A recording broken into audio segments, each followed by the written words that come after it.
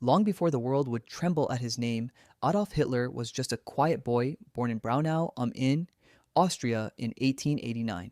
The son of a strict customs officer and a gentle mother, young Adolf dreamed of being an artist. He saw beauty in shapes, colors, and architecture, but life had other plans. Twice he was rejected by the Vienna Academy of Fine Arts. He wandered the cold streets, homeless, angry, and invisible to the world. Those silent nights in Vienna began to shape a heart filled with resentment and twisted ambition.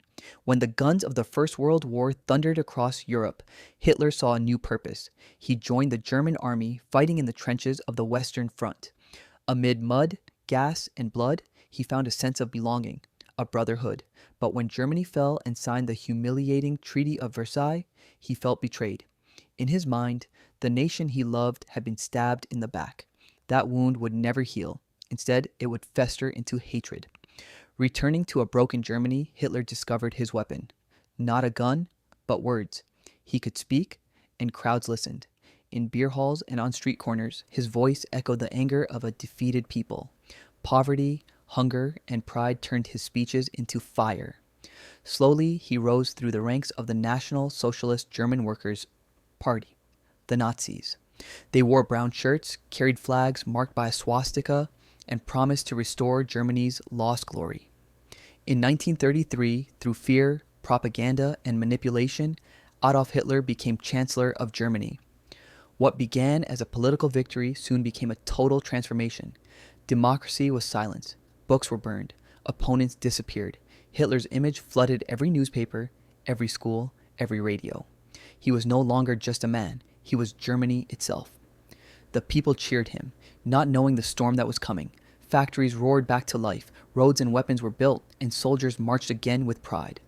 The world watched as Germany rose from the ashes, but behind the glory, a dark ideology spread. Jews, Roma, the disabled, and those who thought differently were marked as enemies. The dream of one man turned into the nightmare of millions. Then came 1939. The German army invaded Poland and the world was dragged into another war. Tanks rolled through Europe like iron beasts, cities burned, and nations fell. France crumbled. Britain fought from the skies. And while the world fought, concentration camps grew, silent fields of horror where humanity was erased. Millions were killed in the name of a dream built on hate. At first, Hitler seemed unstoppable. His empire stretched from the Atlantic to the gates of Moscow, but arrogance is the enemy of victory. The Russian winter, the bravery of the Allied forces, and the will of freedom began to turn the tide. In 1944, as bombs fell on Berlin, the man who once promised a 1,000-year Reich saw his empire collapsing in less than 12. By April 1945, the Red Army surrounded Berlin. Inside a dark bunker beneath the city, Hitler, now a ghost of the man he once was, refused to surrender. He gave final orders that no one would follow and spoke of loyalty that no longer existed. As the walls of his dream crumbled, he took his own life, ending the war he began. But even in death, his shadow lingered. Germany lay in ruins, divided and ashamed. The world swore never again. Hitler's story is not one of power, but of warning. It reminds us how words can build nations and destroy them, how one man's voice, fueled by anger and fear, can turn millions into instruments of hate. The rise and fall of Adolf Hitler is the story of humanity's greatest lesson, that evil does not begin with violence, it begins with belief. And if history has taught us anything, it is that silence in the face of hatred is its loudest ally.